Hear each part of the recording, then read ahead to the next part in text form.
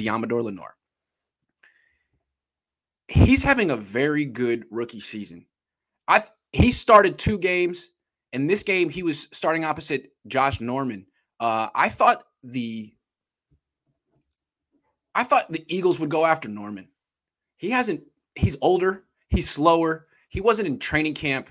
They went after him twice on short throws, and he got called for pass interferences both times. I was surprised they didn't go after him a third time, maybe get a third pass interference, but they respected him. They showed Josh Norman respect. They really didn't show Deommodore Lenoir respect. They went, basically, the Eagles' offense was hand the ball off up the middle, quick throw for 5 yards, the occasional quarterback run, and a deep shot at Deommodore Lenoir. And they took a lot of deep shots at Deommodore Lenoir. Now, Lenoir did a great job on covering Devontae Smith, who was the first-round pick, Heisman Trophy winner last year. Really, really matched up well. Lenoir's a good player. Where he struggled was covering Jalen Reagor and Kez Watkins on the go routes up the sideline. That's Deommodore Lenoir's weakness, is I think the speed and stopping the go route. I think it was interesting. Whatever they saw on film, they wanted to take big shots at him frequently. They thought he was going to give up the big play. And frankly, he did. He gave up the 91-yard touchdown, the 91-yard catch that was not a touchdown because Jaquiski Tartt ran down Kez Watkins from across the field and tackled him at the 6. One of the more remarkable tackles I've seen in a long time. That big play right there could have lost the game. And while we're very positive about Lenoir, that was a big mess up.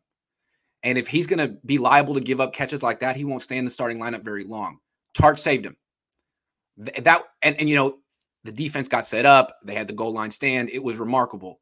But so they all saved Deommodore Lenoir. But that was a 7-point mistake, really. Should have been. The other one, it wasn't just a one-off. Earlier in the game, he gave up a long touchdown catch to Jalen Reagor. Now, the coverage on this was better.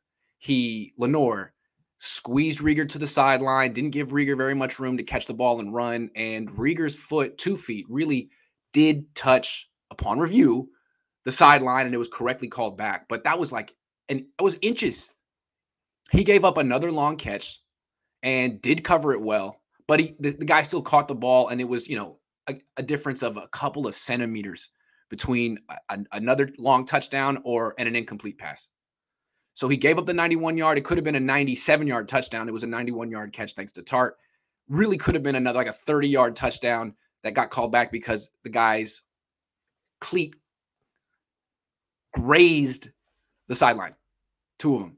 So I think it's interesting looking at Lenoir going forward. Are teams going to go at him? What I saw, I was never super impressed with Lenoir in training camp. I was always very surprised that everyone else was saying he was great.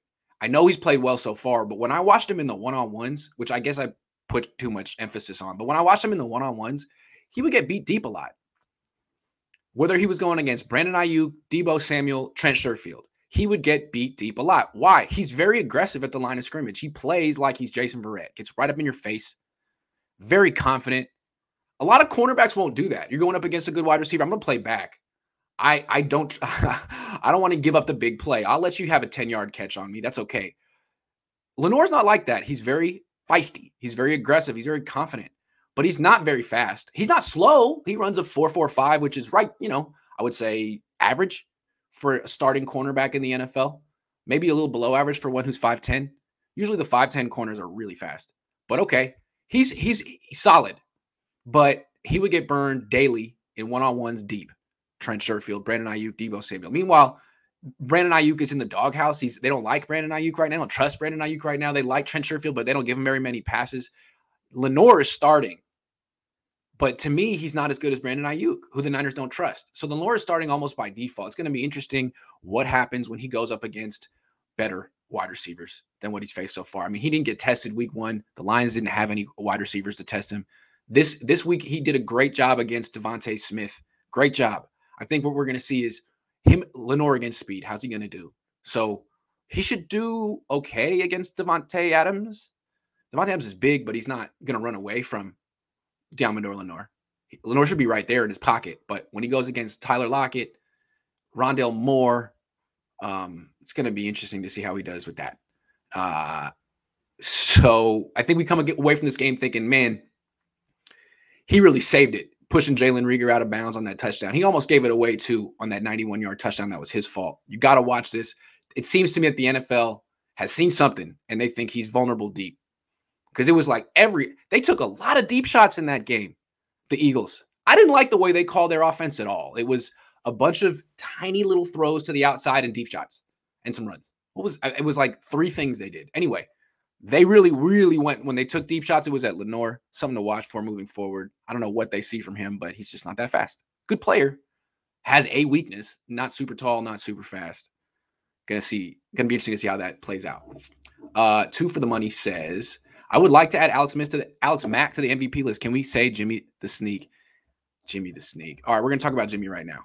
David Sir says, you sure Kyle is an offensive genius? Just when you thought the offense would need to carry the defense did all the work, just like 2019. Yeah, I agree with that. Where was the creativity from Kyle yesterday? I think he kind of mailed it in. There was no creativity from Kyle.